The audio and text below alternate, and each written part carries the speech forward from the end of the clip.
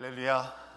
하나님의 놀라운 은혜와 사랑하심이 오늘도 예배 참석한 여러분의 가정과 삶 가운데 충만히 있기를 주님으로 축복합니다. 성경의 마태, 마가, 누가, 요한 이 복음서에서 이야기하고 싶은 가장 중심적 핵심 내용은 바로 예수에 대한 이야기를 소개하고 싶었고, 예수가 누구인가, 예수에 대하여 증명하고 있는 내용이 마태, 마가, 누가, 요한 4복음서라고 말할 수 있습니다. 무엇 때문에 예수님께서는 4권의 책에서 그 많은 분량에 해당되어지며 예수님을 소개하고 있을까? 한 권의 책으로도 충분할 텐데 굳이 4권의 책을 통해서 예수님을 소개하고 있고, 그 많은 분량의 할당해서 예수님을 소개하고 있는 중요한 이유는 무엇 때문일까? 예수님은 정말 믿을 만한 존재일까?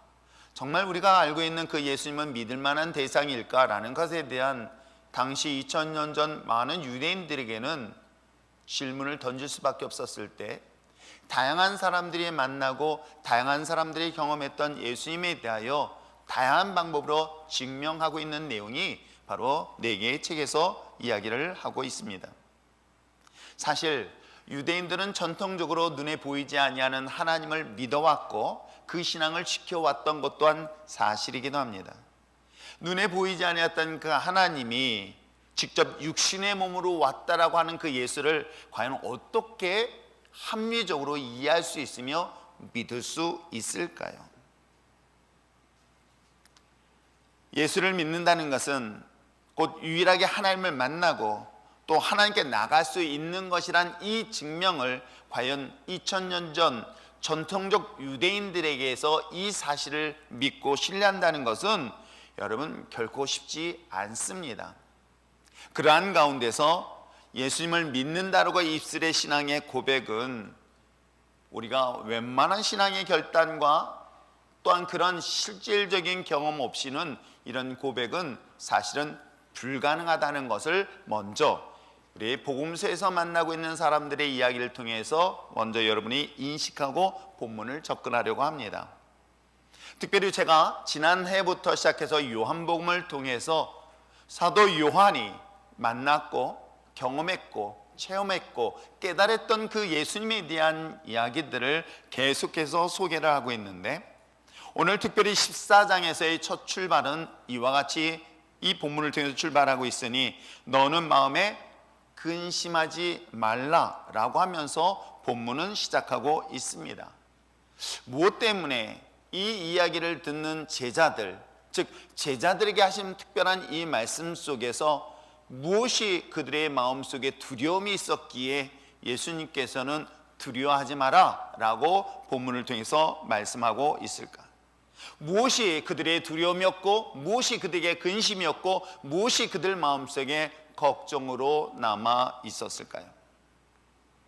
사실은 이 본문 요한복음 14장 본문의 앞부분에서 살펴본다면 그동안 예수님의 놀라운 표적과 기적과 능력을 행할 때만 하더라도, 또 예수님을 따르는 수많은 무리들이 있었을 때만 하더라도, 특별히 최측근이라 이야기할 수 있는 12명의 제자들은 아마 특별히 자신들의 선택에 대하여 자부심, 자긍심에 대한 확신을 가졌을 뿐만 아니라 아마 목에 큰 힘을 주지 않았을까 하는 생각을 충분히 해볼 수 있었습니다.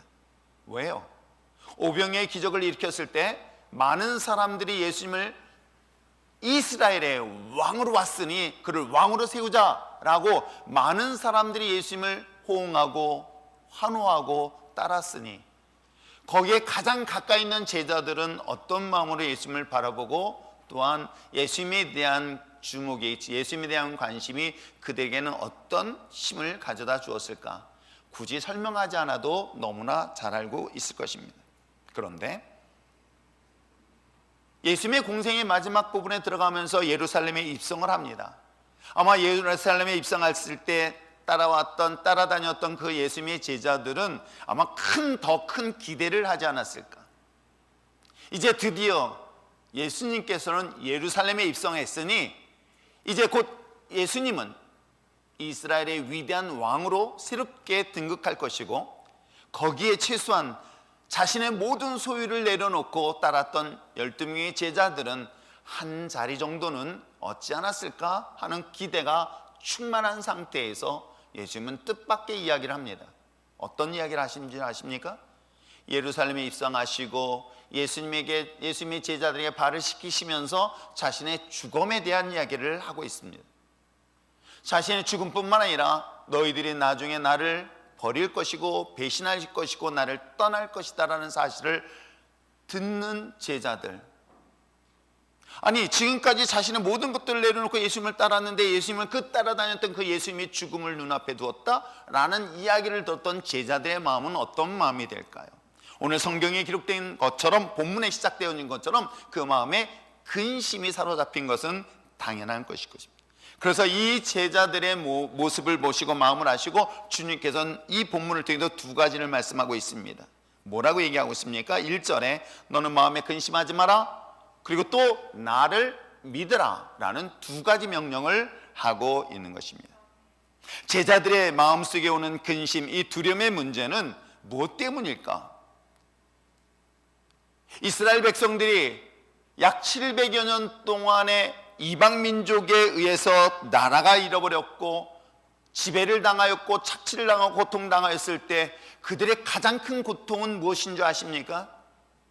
하나님의 부재였던 거예요. 하나님 앞에 아무리 부르짖어 기도하여도 하나님이 침묵하였고 응답되지 않았기 때문에 이스라엘 백성들은 그 마음의 심한 곤고함 속에 사로잡혔던 것 또한 사실이기도 합니다. 그런데도 불구하고 약 700년 기간 동안에 나라가 정복되어지고 고통을 당하는 가운데 버티고 이길 수 있었던 것은 메시아의 약속 때문, 이 메시아가 온다는 예언자들에 대한 약속의 말씀을 믿었기 때문에 참고 기다리고 버티고 견뎠던 것 또한 이스라엘 역사이기도 합니다. 그런데도 불구하고 그들의 마음속에는 여전히 눈에 보이지 아니하는 하나님, 부지하시는 하나님, 계시지 않는 것 같은 그 하나님에 대한 마음의 갈등과 고민은 여전히 이스라엘 백성들에게 사로잡혀 있는데 마찬가지라는 것이겠죠. 예수님이 놀라운 표적과 기적을 일으켰습니다. 오병의 기적, 물을 포도주로 변화시키는 사건들, 죽은 나사로를 살렸던 사건들, 나면서부터 맹인된 자의 눈을 뜨게 하였던 수많은 표적과 기적을 일으키면서 예수님을, 그 놀라운 역사를 보았던 예수님의 제자들. 그런데 놀랍게도 예수님의 죽음 이후에 예수님이 더 이상 그들과 함께하지 않는다는 그런 이야기를 들었을 때 과연 제자들의 마음은 어땠을까요? 당연히 근심, 당연히 염려, 당연히 두려운 건 사실, 두려운 마음은 당연한 마음일 것입니다. 예수님의 부재, 아니 오늘도 우리들의 신앙생활 속에서도 마찬가지 아닐까 생각해 봅니다. 코로나로, 아니면 경제적으로, 육신의 질병으로 등등 수많은 인생의 어려움의 문제를 만났었을 때에 하나님 앞에 기도합니다. 하나님 앞에 도움을 구합니다. 하나님 앞에 다가왔습니다. 그런데 그 하나님이 침묵하십니다. 하나님이 아무것도 말씀하시지 않았을 때 우리에게 다가오는 마음은 어떤 걸까요? 하나님이 정말 계실까? 하나님이 정말 이 땅 가운데 살아 계시는 분이실까? 아니 저들이 믿고 있는 그 하나님이 지금 나와 함께하지 아니한 이 부지함이 많은 사람들의 마음속에 두려움, 근심과 염려에 사로잡히는 것은 당연한 마음일 것입니다. 그러한 환경과 상황에 있는 당시의 2000년 전 제자들, 그리고 오늘날 우리들의 삶 속에서도 하나님의 부재와 같은 느낌을 받았던 우리들에게 오늘 주님이 말씀하셨던 것은 바로 나를 믿으라고 이야기하는 것입니다. 사랑하는 성도 여러분, 내 눈에 보이지 아니하는 하나님, 나와 함께하지 아니할 것 같은 그 하나님, 그 하나님이 오늘도 이 시간에 여러분을 향하여 말씀하시고 있습니다. 두려워하지 말라, 근심하지 말라, 염려하지 말라, 하나님을 믿으니 또 나를 믿으라는 그 말씀이 오늘 여러분 삶 속에, 여러분 귀에, 여러분 심령 속에 들림으로 인해서 정말 하나님을 만나는 그런 놀라운 역사를 경험할 수 있는 여러분 되시길 주님으로 축복합니다. 그렇다면 예수님께서 자신을 믿으라는 것에 대하여 어떤 근거로, 어떤 이유로 자신을 믿으라고 이야기를 하고 있을까요? 저는 오늘 본문을 묵상하면서 이 말씀 속에서 예수님은 특별히 당신이 이 자리에 없는, 즉 죽음의 눈앞에 섰을 때에 그로 인하여 근심하고 있는 제자들에게 염려하지 말고 두려워하지 말고 나를 믿으라고 하는 중요한 이유가 여기서 세 가지를 찾아볼 수 있는데, 첫째는 뭐냐면 예수님이 죽음으로 우리는 끝이 나는 것이 아니라 죽음 이후에 예수님이 어디를 가신다고 얘기하고 있습니까? 바로 하나님의 집이 있다라고 이야기를 하고 있는 것입니다. 예수님을 믿는 근거, 예수님을 믿어야 될 만한 충분한 이유가 무엇 때문일까? 하나님의 집이 있다라고 얘기를 하는 거예요. 아니, 사람이 죽으면 땅에 묻히고 땅에 묻혀서 한 줌의 흙이 되어지면 내가 갈 곳은 마치 저 어두컴컴한 저런 무덤 속인데, 죽은 다음에 그곳이 즉 예수님이 가실 곳이 이 땅속 무덤이 아니라 하나님의 집, 하나님의 집이 있다는 이 사실을 예수님께서 말씀하시면서 걱정하지 말고 두려워하지 말고, 그래서 이 내가 가고 있는 그 하나님에 대한 사실을 믿으라고 이야기하고 있는 이 말씀. 여러분, 인간에게 있어서의 두려움은 모든 사람들이 느끼고 있는 최고의 감정이라고 이야기를 합니다. 죽음이 두려운 이유가 무엇 때문일까? 죽음 이후 그곳이 무엇이 있는지, 또 어떤 것이 우리를 기다리고 있는 것인지 알 수 없기 때문에 오는 두려움이 큰 것 여러분 아십니까?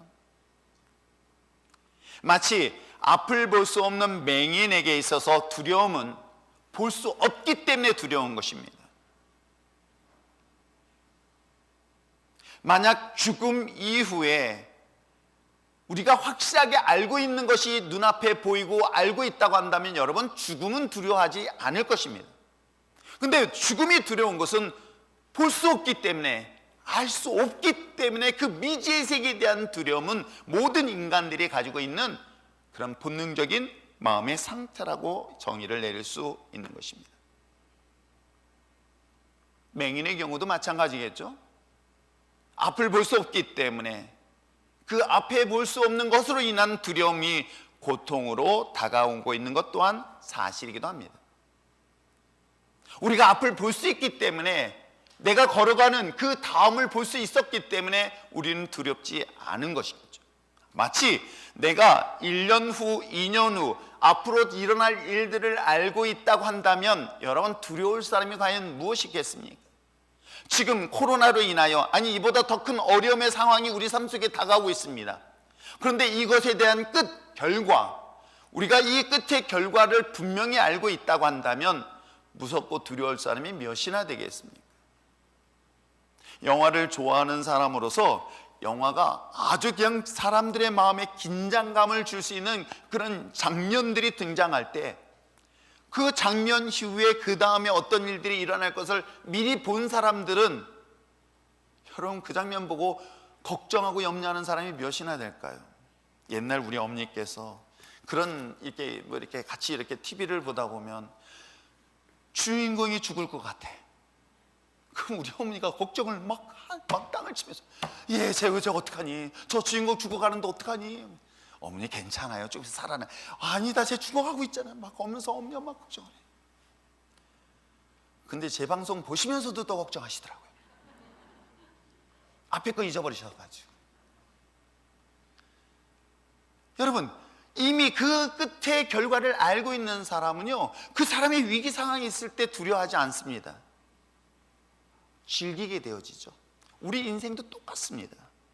죽음이 두려운 것은 죽음 이후에 우리에게 무엇이 예비되어 있는지 알지 못하는 것에 대한 두려움이 결국 죽음을 우리에게 두려움으로 다가올 수밖에 없는 것이겠죠.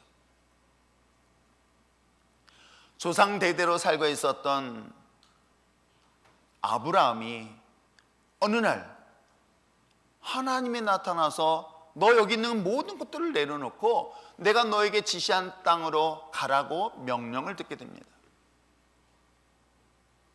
최소한 사전에 대한 정보가 전혀 없습니다. 내가 도착해야 될 곳, 하나님이 약속한 그 땅의 환경과 상황 또한 볼 수 없고 알 수도 없었습니다. 마치 12명의 정탐꾼이 가나안 땅을 정복할 수 있는 기회조차 없었던 아브라함. 그러니 여러분 한번 상상해 보시기 바랍니다. 안정된 삶, 모든 것이 확보되어져 있고 보장되어 있는 모든 환경에서 이것을 다 내려놓고 아무것도 보장되지 아니하고 알지 못하는 미지의 땅으로 여행을 떠난다는 것은 이건 죽음과도 똑같은 여정인 거예요. 그런 여정을 선택했던 아브라함을 왜 믿음의 사람이라고 이야기하는가? 바로 이런 이유 때문인 거예요. 알 수 없고 볼 수 없는 그 미지의 땅을 하나님의 말씀을 듣고 믿고 그 길을 떠났던 이 아브라함의 이 선택을 후대에 들어와서 그의 모든 것들을 믿음이라고 이야기할 수가 있게 되는 것입니다. 죽는 순간 땅속에 묻혀 한 줌의 흙으로 되어지는 것으로 끝나는 것이 아니라 나그네 같은 우리 인생 끝에 도착하고 머물 수 있는 곳이 있으니 그것이 바로 하나님의 집이라는 사실을 누가? 예수님이 말씀을 하고 있는 내용이 본문 내용이기도 합니다. 집을 떠나 모든 것이 소유한 모든 것들을 탕진했고 그래서 이제는 더 이상 자신이 머물 곳조차 없을 때에 자신의 집이, 즉 아버지의 집이 있다는 사실을 알고 있는 탕자는 비록 현실은 지금은 고통스러워도 희망을 가질 수 있습니다. 자신의 제소한 집에 들어가면, 자신이 아버지 집에 가면은 지금 내가 대지의 움막에서도 잘 수 없는 환경보다는 더 낫다라는 이 탕자의 이야기는 어찌 보면 우리가 죽는 순간 내가 가야 될, 그리고 내가 마침내 머물 수 있는 아버지 하나님의 집이 있다는 사실이 죽음을 두려움으로 아니라 또 다른 기대할 수 있는 마음으로 바꿀 수 있는 이야기가 오늘 예수님께서 이야기하고 있는 내용이기도 합니다. 예수님이 자신의 제자들의 곁을 떠났습니다. 그 떠났었던 그 끝에는 하나님의 예비된 집이 있다는 이 사실, 그러기에 예수님의 이 말씀을 믿는 저와 여러분 됐으면 참 좋겠습니다. 또 하나 볼 수 있는 것은 무엇일까요? 예수님의 죽음, 더 중요한 것이 하나 있습니다. 예수님이 죽고 난 다음에 하나님의 집이 있다는 것만으로 더 끝나는 것이 아니라 더 중요한 사실은 바로 저와 여러분, 예수님을 믿는, 예수님을 따르는 자들을 위하여 하나님의 집 안에 우리의 처소를 예비하시고 있다는 사실을 성경은 우리에게 이야기를 하고 있습니다. 아브라함의 믿음의 조상으로서 인정할 수 있고 증명할 수 있었던 중요한 이유가 아무것도 볼 수 없었던 미지의 땅, 바로 가나안 땅으로 가기 위한 순종이라고 말씀을 드렸습니다. 예수님께서 제자들을 위해서 하나님 아버지의 집에 영원히 머물 수 있는 저와 여러분을 위한 처소를 예비하시고 있다는 이 놀라운 사실이 바로 죽음이라는 문제 앞에서 우리에게 이야기를 하고 있는 것입니다. 예수님이 제자들을 떠나고 예수님이 제자들 앞에서 죽음을 맞이하는 것이 제자들에게 두려움이었지만 그 예수님의 죽으심은 바로 하나님의 영원한 집이 있으며 그 영원한 집에 그 예수님을 따르는 저와 여러분을 위하여 머물 수 있는 최고의 거처, 안식처를 누가? 예수님이 예비하시기 위해서 떠나신다라는 사실들을 말씀하시기에 이 말씀이 여러분이 믿어진다면 근심과 염려 대신 기대라는 마음으로 바뀌는 역사가 있게 될 줄 믿습니다. 자신들의 곁을 떠나 죽음의 그림자가 짙게 들여온 상황에서도 두려워서 떨고 있는 제자들 앞에 말씀하신 이 주님의 말씀은 결국은 예수님께서 말씀하시는 죽음에 대한 재해석의 문제로 우리는 본문을 볼 수밖에 없는 것입니다. 그리고 마침내 자신의 죽음을 맞이할 때 그 죽음은 결국 하나님 아버지의 집, 그리고 그를 위하여 예비되어진 우리의 처소, 이것이 바로 예수님의 죽음에 대한 재해석이라는 것 잊지 마시고, 우리 인간 또한 어디든 간에 부정할 수 없는 것 사실이 하나가 있다 한다면 죽음은 어느 누구도 부정할 수 없을 때에 이 죽음은 우리의 두려움의 대상이 아니라 바로 그것이 곧 하나님의 집이요, 그 하나님의 집에 저와 여러분을 위한 처소가 누가? 예수님이 예비하고 있다는 이 사실을 믿음으로 예수님의 죽음을 두려움으로 보지 마시고 믿음으로 선포하며 나갈 수 있는 저와 여러분 되시길 부탁드립니다. 그러므로 예수님의 죽음은 예수님의 믿는 자들을 위해서 하나님의 집으로, 예비된 집으로 가는 준비되는 과정이라고 해석할 수 있는 여러분 되시길 부탁드립니다. 자, 그렇다면 예수님의 죽음, 예수님의 부재, 예수님의 떠나심으로 인하여 하나님의 집이 있고, 또 예수님이 죽으심을 하여 저와 여러분을 위하여 하나님의 집에 우리의 처할 처소가 있다고 한다면 우리는 이런 생각해 봅니다. 그래, 예수님이 우리 곁을 떠났어. 그래서 예수님이 죽으시면 곧 우리도 죽게 될 때 우리를 위하여 예비된 처소가 준비하셨다. 그것까지는 이해가 됐다고 쳐봅시다. 그것도 믿을 수 있다고 쳐봅시다. 왜? 지금 죽음 이후의 문제니까. 문제는 뭐냐면 지금의 문제인 거예요. 자신의 모든 것들을 내려놓고, 자신의 소유를 다 내려놓고, 자신의 모든 것들을 포기하고 예수님을 따랐던 예수님의 제자들의 입장에서는, 그래, 예수님처럼 우리도 죽을 것이야. 그래, 죽음 이후에 하나님의 집이 있고 날 위한 처소가 있다는 거 좋다 이거야. 그런데 문제는 뭐냐면 내가 그분 살아있는 이 동안에는 어떻게 할 것이냐 라는 것이 또한 제자들에 대한 가장 궁극적인 또한 두려움으로 다가오고 있는 것은 아닐까 하게 됩니다. 그래도 예수님이 함께 할 때만 하더라도 예수님은 뭔가 힘이 있었잖아요. 예수님이 함께 했었을 때 그 예수님이 행하였던 행적들을 보면 예수님의 제자들은 타고난 선택이라는 것에 대하여 분명한 확신을 가졌던 것 또한 사실이기도 합니다. 예수님이 오시기 전, 예수님이 이 땅 가운데 가까이 하기 전만 하더라도 어떻습니까? 여러분, 이스라엘 역사 속에서는 너무나 많은 고통 속에 신음하고 있었습니다. 아니, 그것이 1, 2년이 아니었습니다. 최소한 700여 년 동안에 나라의 주권을 잃어버리고 이방 민족에 의해서 주인이 수시로 바뀌면서 고통 속에 신음하고 있으며, 아무리 하나님 앞에 부르짖어도 그들은 여전히 삶의 변화가 없는 그 처참한 이스라엘 백성들, 그들에게 있어서의 하나님은 없었던 것처럼 느껴졌던 것 같다는 사실이기도 합니다. 장하무치 말라기부터 예수님의 탄생까지 약 400년 동안 어떤 누구도 하나님의 말씀을 전하는 자가 없었으니 그 전하지 아니한 그 암흑기 속에서는 이스라엘 백성들이 생각할 때는 하나님이 자신들을 떠났구나, 하나님은 자신들을 잊어버렸구나 라는 생각에 사로잡혔었을 때에 예수님이 자신들 앞에 왔으니 얼마나 희망이 됐으며 위로가 됐으며 용기를 주었을까요? 여러분, 우리들의 인생 속에서도 믿을 만한 사람이 옆에 있을 때 얼마나 든든한 힘이 되어지는지, 그러다 그 믿을 만한 사람이 내 눈에서, 내 삶에서 떠나버릴 때 오는 그 염려와 두려움과 갈등과 아픔이 한 부부의 삶을 보면서도 충분히 볼 수 있지 않을까요?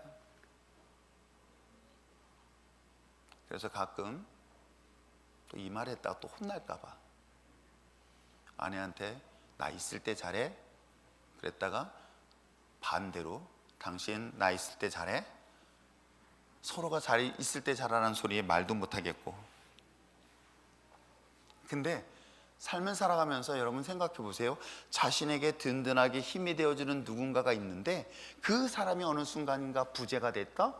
오는 그 힘들고 어려운 과정들을 한번 상상해 보시기 바랍니다. 지금 예수님의 제자들이 근심했던 이유도 바로 여기에 있었던 거예요. 근데 예수님은 죽음 이후에 하나님의 나라, 그리고 너희를 위해 처소가 예비됐다. 아, 그래, 그것까지는 좋은데 문제는, 그러면 있는 현재의 삶은 어떨 것인가? 저 현재 상황은 어떨까? 지금 살아있는 당장 내가 숨쉬고 내가 생활해야 되는 이 현실은 어떻게 될까? 다 포기하고 다 내려놓고 모든 관계를 끊어놓고 예수님을 따라왔던 내 삶에서 주님이 떠나신다면 과연 나는 어떻게 해야 될까라는 것들이 제자들의 근심이었고 제자들의 질문이었던 것입니다. 그래서 오늘 본문에 이야기하기를 빌립이 문제 제기를 하지요. 8절에 보니까 보여달라는 거예요. 실질적으로 보여달라는 거예요. 직접 보여달라는 거예요. 우리의 죽음, 예수 그리스도의 죽음 뒤에 아무리 하나님의 나라, 하나님을 위하여 예배된 처소가 있다 할지라도 예수님이 떠나고 난 현재의 삶은 어찌해야 되는가라는 것들이 제자들의 갈등이었고 고민이었고 오늘 우리들의 삶 속에서도 동일하다는 것이죠. 그래요, 내가 예수 믿고 물론 이게 시대적으로 정말 달랐던 건 사실입니다. 60년대, 70년대 저 어렸을 때 신앙만 하더라도 이 땅엔 소망을 갖지 못했어요. 이 땅은 희망을 가질 수 있는 조건이라고는 찾아볼 수가 없었어요. 아무리 찾아봐도 아무리 돌아봐도 희망이 보이지 않았습니다. 우리 어머니 세대들, 우리 할아버지 세대들이 그랬습니다. 왜? 아이들은 여전히 콧물 눈물 흘리면서 지저분하게 자라고는 이 어린 것들. 근데 환경은 경제적으로 어려워가지고 힘들었던 60년대 70년대 그 부모들의 소망은 이 땅에 있었던 것이 아니었었습니다. 그래서 저 어렸을 때만 하더라도 붕해를 하면 이 땅에 영혼이 잘 되고 범사에 잘 되니까 이 땅에서 너희들이 자녀를 축복할 것이다 생각조차도 못했어요. 뭐 이곳에 선한 것이 있다 자체도 생각을 갖지 못했어요. 그래서 붕의 주 중심이 뭔지 아십니까? 천국이에요. 이 땅엔 더 이상 소망이 없으니 우리 하나님의 영원한 나라에 소망을 갖자라는 것들이 사실은 60년대 70년대 부흥의 가장 큰 주제였던 거예요. 그런데 그렇기 때문에 그분들은 정말 하나님의 나라를 위하여 영원한 하나님의 나라를 위하여 바라보면서 지금의 고난을 인내하였고 지금의 슬픔도 이겨냈던 그런 시절이 있었습니다. 근데 지금은 거기에 갈 필요 없어. 지금은 어떤가? 나는 오늘의 현실이 중요한 것이고 오늘의 삶이 중요한 것이고 지금 당장 나의 삶에서 필요한 것들이 실제적인 것이지 내가 죽음에는 아직까지는 관심이 없다 하고 있었을 때 여러분 어떻습니까? 이제는 삶의 여유가 생겼습니다. 풍요로워졌습니다. 하나님의 존재가 지금 그리 중요하지 않습니다. 필요하면 병원을 가면 되고 필요하면 은행 가서 융자를 받으면 되고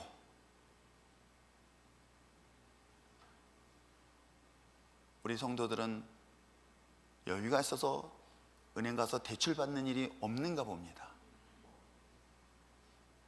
물질이 어려우면 누군가의 도움을 받을 수 있는 환경과 상황이 됐고 환경의 상황 속에 어려움이 있을 때마다 그 문제를 해결할 수 있는 방법들이 있다 보니 굳이 하나님을 찾을 필요가 없었던 순간 결정적인 순간에 마지막까지 감당할 수 없는 위기 상황 어려운 상황에 처해 있었을 때 비로소 그때 하나님 나의 현실을 나의 현재 상황을 도와주세요 후회해 주세요 라는 것이 2000년 전의 예수님의 제자들 그리고 오늘날 예수님을 찾는 자들의 특징은 아닐까 하는 생각을 합니다. 그럼에도 불구하고 예수님은 하나님은 먼 훗날에 이야기하기는 오늘 이 땅에 살아가고 있는 동안에서도 분명하게 우리에게 약속하고 있는 말씀들이 있었던 거예요. 그래서 그 약속 때문에 하나님을 믿으니 곧 나를 또 믿으라고 이야기하고 있는 내용이 본문 내용인데 과연 무엇을 믿으라고 하고 있을까요? 그것이 바로 13절과 14절의 내용이기도 합니다. 자, 13절과 14절의 말씀을 함께 한번 읽어보시길 바랍니다. 큰 소리 읽어주셨으면 좋겠습니다. 시작. 너희가 내 이름으로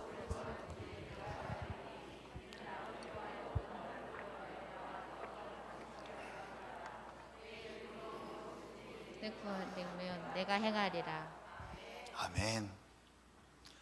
예수님이 보이지 않습니다. 예수님이 떠났습니다. 예수님이 떠나서 예수님의 우리 죽음 이후의 모든 것들을 주비했으니까 날 믿어도 걱정하지 마 라고 합니다. 근데 현재는요, 지금은요, here and now, 나 지금 이 시간이 고통스럽고 지금 이 시간의 위기의 문제를 어떻게 해결할 수 있습니까? 라더니 하나님께서 약속하신 게 있어요. 그게 뭔지 아세요? 우리에게 주신 게 하나 있어요. 무엇을? 예수님의 이름을 주신 거예요. 예수님의 이름을 주시면서 예수님의 이름을 마음껏 사용하라고 주신 거예요. 너 예수님의 이름을 내가 내 이름을 너한테 줄 테니까 이 이름으로 무엇이든지 원한다면 원하는 대로 이루어질 것이다 라고 하는 말씀이 13절과 14절의 내용인 거예요. 그러면 예수님을 믿어야 되는 것이 현재의 삶 그리고 미래의 삶 모든 것들이 보장되어 있다라는 내용이 우리가 14장에 우리가 함께 읽었던 14절까지의 중심적 내용이라고 보시면 되겠습니다. 그렇습니다. 당장 예수님이 내 눈에 보이지 않습니다. 보이지 않습니다. 그런데도 불구하고 예수님께서 예수님의 이름을 사용할 수 있는 권한을 제자들에게 주셨으니 그 제자들에게 내 이름을 사용한다면 무엇이든지 원하는 대로 이루어질 것이다 라는 보증을, 약속을 한 것이 오늘 본문 내용이고, 이 본문의 말씀을 믿는다면 역사가 일어날 것이다. 그렇기 때문에 성전 미문에 있는 안진뱅이를 베드로와 요한이 지나가다 봤습니다. 매일같이 앉아있는 안진뱅이인 거예요. 근데 그날따라 마음에 감동이 되었던 거예요. 왜? 예수님이 주신 게 있었어. 예수님이 주신 게 있는데 뭐예요? 예수님의 이름인 거예요. 가끔은 그 프리패스 할 수 있는 뭐가 있다고 한번 생각해 보세요. 이 프리패스만 있으면 내가 큰 위기 상황 속에서도 이걸 다 해결할 수 있어. 뭐 대금을 내던, 아니면 뭘 지불하던, 뭔가 특별한 내가 뭐 이렇게 카드가 하나 있다고 한다면, 여러분 정말 어떤 상황에서 대금 낼 때, 뭐 돈을 낼 때 당당하게 낼 수 있는 것을 한번 상상해 보시기 바랍니다. 부도난 카드 말고. 근데 예수님의 이름을 주셨는데, 여러분 성경을 잘 살펴보면 예수님의 이름을 그렇게 사용하는 흔적이 별로 보이지 않다가 그날따라 베드로가 매일 앉아있는 저 궁상맞은 저 안진뱅이를 보며 마음속에 감동이 왔어. 근데 하필은 성전 미문이야. 그래서 뒷골목으로 데려갔을 것 같아요. 왜요? 저는 그랬을 것 같아. 혹시라도 이름 사용했다가 안 일어나면 지나가는 사람들한테 몰매 맞을까 봐 부끄러워서 못할 것 같아서. 그런데 제자들은 어땠습니까? 베드로와 요한, 그래, 생각났네. 예수님은 지금 없어. 예수님은 지금 이 가운데 함께 하지 않아. 근데 예수님께 자기들에게 준 게 있었어. 뭐예요? 예수님의 이름. 그래서 예수님의 이름을 사용해 본 거예요. 어떻게 해요? 내가 너에게 은, 금 가지고 있는 현찰은 없어. 카드도 없단다. 그 대신 내가 가지고 있는 거 있어. 뭐예요? 슉.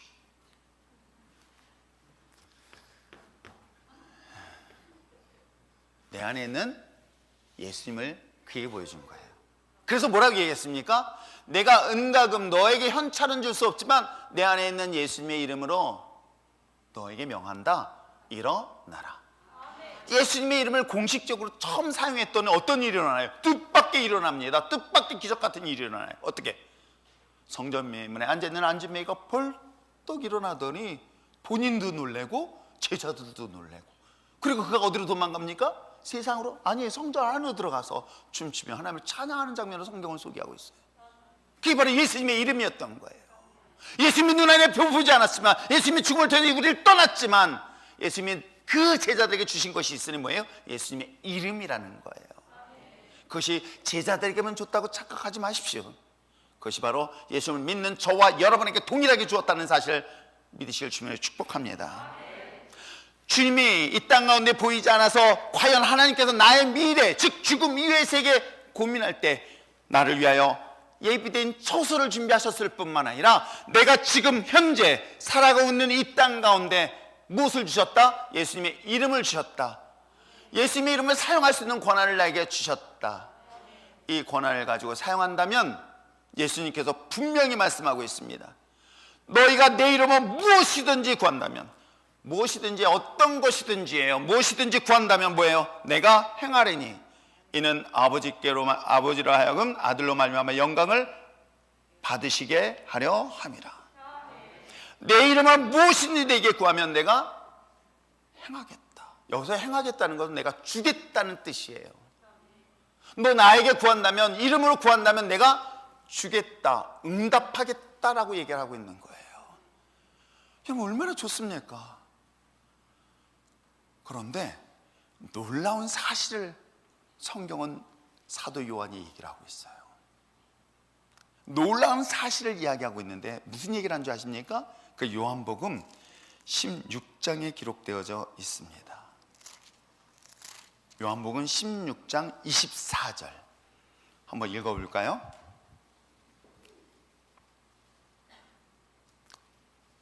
읽겠습니다. 시작. 지금까지는 너희가 내 이름으로 아무것도 구하지 아니하였으나 구하라, 그리하면 받으리니 너희 기쁨이 충만하리라. 아멘. 이름을 줬는데 뭐라고 얘기했습니까? 지금까지 너희가 내 이름으로 아무것도 구하지 않았다는 거예요. 아무것도 구하지 않았다. 내가 이미 이걸 줬는데 구하지 않았다. 지금까지 라고 이야기를 하고 있습니다. 그랬더니 얼마 전에 어떤 분이 그래요. 구했는데요, 예수님 이름으로 구했습니다. 구했는데 왜 나에게는 이런 아무런 응답이 되지 않습니까? 라고 얘기를 하고 있어요. 여러분, 솔직하게 스스로 한번 질문을 던져보세요. 내가 예수님 이름으로 기도했습니까? 했습니다. 매번마다 기도할 때마다 맨 끝에 뭐라고 얘기하고 있습니까? 예수님 이름으로 기도합나이다. 아멘. 우리는 그렇게 기도해 왔습니다. 주기도문을 통해서도 분명히 예수님의 이름으로 기도했습니다라고 얘기하고 있습니다. 아니, 기도의 마지막 부분은 모든 사람들이 다 예수님의 이름을 사용했습니다. 그런데 왜 나에게는 아무런 역사가 일어나지 않고 성경이 말씀하신 것처럼, 부도수편한 것처럼 하나님의 이름으로, 예수님의 이름으로 이야기한다면, 말씀을 구한다면 다 응답된다는데 왜 내게 응답되지 않습니까? 라고 질문하는 사례들을 수없이 보게 되어져요.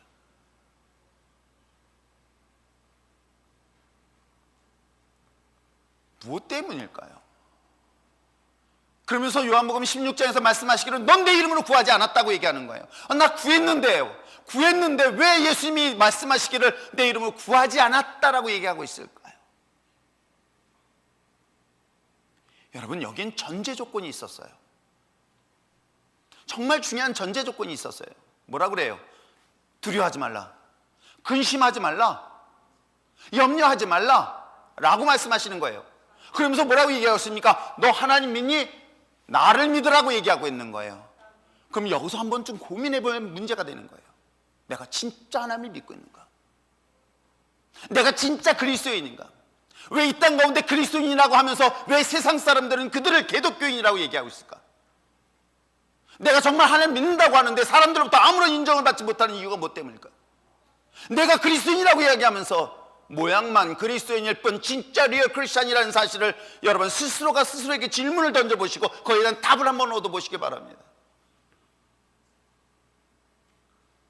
저는 여전히 예수님의 이름에 대한 능력을 믿습니다. 다만 제가 믿음이 부족해서 그 능력이 나타나지 않을 뿐이지 예수님의 이름의 능력은 강력하다는 사실을 전 믿어요. 내가 하나님 믿는다고 말은 하지만 온전한 믿음으로 나가지 못할 때가 더 많아요. 실질적으로 어떤 어려움의 문제를 만나면 그 어려움 때문에 고민합니다. 하나님 믿으라고 말은 했는데 믿는데도 여전히 내 마음속엔 근심이 옵니다. 염려에 사로잡힙니다. 미리 일어날 일도 아닌데도 불구하고 미리 일어날 것에 대한 두려움에 아무것도 하지 못하는 사례들을 수없이 보게 됩니다. 그러면서 정말 하나님 믿는다고 얘기할 수 있을까요? 진짜 하나님을 믿는다고 말씀할 수 있을까요? 진짜 리얼이라는 말을 쓸 수 있을까요? 왜 오늘날 우리는 진짜 가짜를 그렇게 강조해야만 살아야 될까? 진짜 하나님의 믿음에 대한 진짜가 가짜가 진짜처럼 행동하고 있는 것이 오늘 이 시대 모습 아닐까요?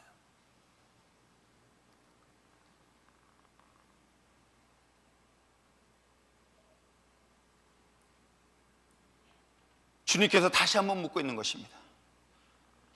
진짜 나를 믿느냐? 정말 나를 믿느냐? 그 예수님의 이름을 우리가 믿는다고 한다면 무엇인지 구한다면 반드시 이루어주신다. 그 전제 조건이 예수님의 이름이었고 그 전제 조건이 예수님을 믿는 것이고 그 대상이 누구다? 예수 그리스도. 저는 신앙에 대해서, 하나님에 대해서는 단순해야 된다. 복잡했던 과거 저의 인생 사실이기도 합니다. 여러분이 상상하지 못할 정도로 복잡했던 사람이기도 합니다. 그런 복잡한 인생 가운데 주님은 저를 단순하게 삶을 살 수 있었던 이유는 뭐예요? 믿는 것은 단순함부터 출발한다는 거예요.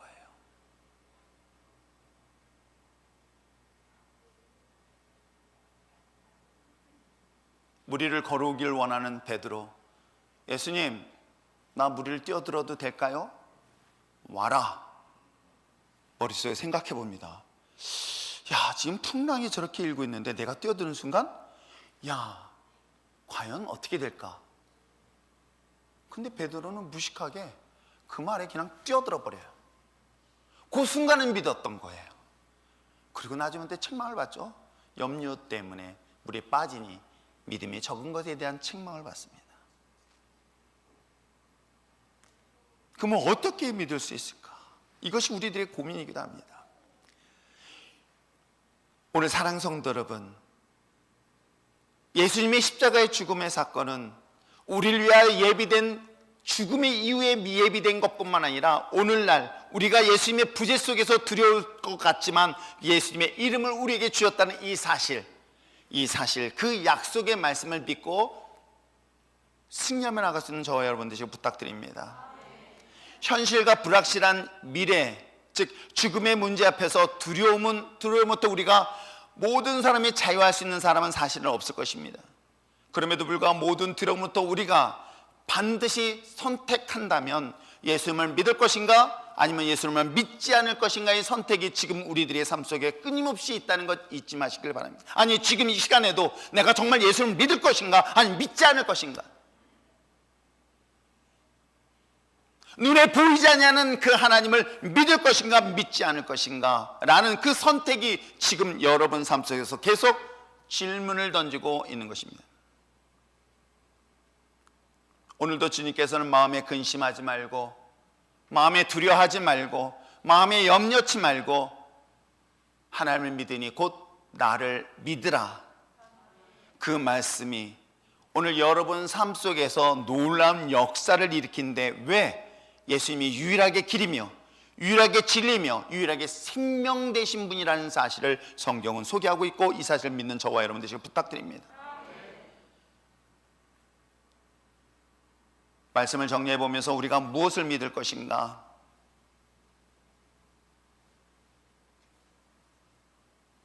예수님께서 우리를 위하여 준비된 하나님의 영원한 집, 그리고 우리를 위하여 예비된 처소, 이 사실을 믿는 저와 여러분 되시길 부탁드립니다.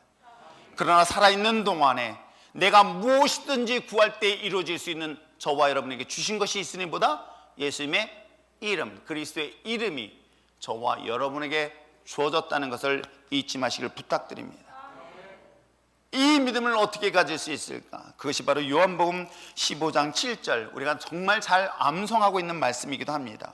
15장 7절 함께 읽어보시길 바랍니다. 시작. 너희가 내 안에 거하고 내 말이 너희 안에 거하면 무엇인지 원하는 대로 구하라. 그리하면 이르리라. 그렇습니다.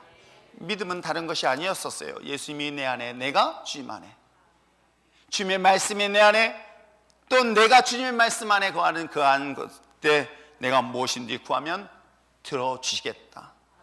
이 정의를 말씀하고 있다면 사랑하는 성도 여러분, 오늘도 왜 우리가 말씀 앞에서 내 자신의 것을 내어놓는 것, 그 말씀이 내 삶 속에 있고 그 말씀의 삶이 우리가 삶 속에서 주님의 말씀으로 적용해야 되는 중요한 이유가 바로 주님의 진짜 믿음을 갖는 중요한 열쇠라는 것 잊지 마시고, 오늘도 주어진 현실 삶 속에서 주 예수 그리스도의 이름을 가지고 매일같이 승리하며 나갈 수 있는 진짜 믿음의 그리스도인이 되어지기를 주님의 축복합니다. 그리하여서 하나님이 주신 이 풍성한 삶을 마음껏 선포하며 누리며 외치며 나갈 수 있는 우리 율전의 신앙 공동체가 되시길 주님의 축복합니다. 기도하겠습니다. 우리 마음속에 미래에 대한 두려움, 근심과 걱정, 염려, 우리는 그런 문제 때문에 오늘날 너무나 많은 것들을 예비하고 준비하고 있습니다. 불확실한 미래에 대하여 오늘 난 열심히 수고하고 열심히 땀 흘리고 마련하고 있습니다. 그러나 여러분, 예상하지 못한 큰 위기와 어려움 속에서 여러분은 어떤 선택을 해야 될까요? 저는 여러분이 그런 위기 상황 속에 선택하기보다는 그런 선택이 오기 전에 지혜롭게 선택할 때 예수님을 믿을 것인가 믿지 않을 것인가의 기로에서 예수님을 믿어야 되는 중요한 이유, 바로 오늘 본문을 통해서 우리가 깨닫는 저와 여러분 됐으면 참 좋겠습니다. 오늘 정말 주님을 믿기를 결단합니다. 주님의 말씀이 내 안에 있기를 원합니다. 내가 주님 안에 있기를 원합니다. 주님의 통치와 다스림 속에서 주님의 이름을 가지고 세상 앞에 당당하게 나가 싸워 승리하며 나갈 수 있는 우리 신앙 공동체가 되게 하여 주시옵소서. 세상의 지배를 받는 것이 아니라 세상을 다스릴 수 있는 주의 자녀의 권세가 주님의 믿음으로, 주의 이름으로 우리에게 준 줄 믿사오니 오늘도 주의 이름을 가지고 세상에 나가 승리케 하여 주시옵소서. 다 같이 주님 앞에 믿음으로 고백하며 기도하시겠습니다.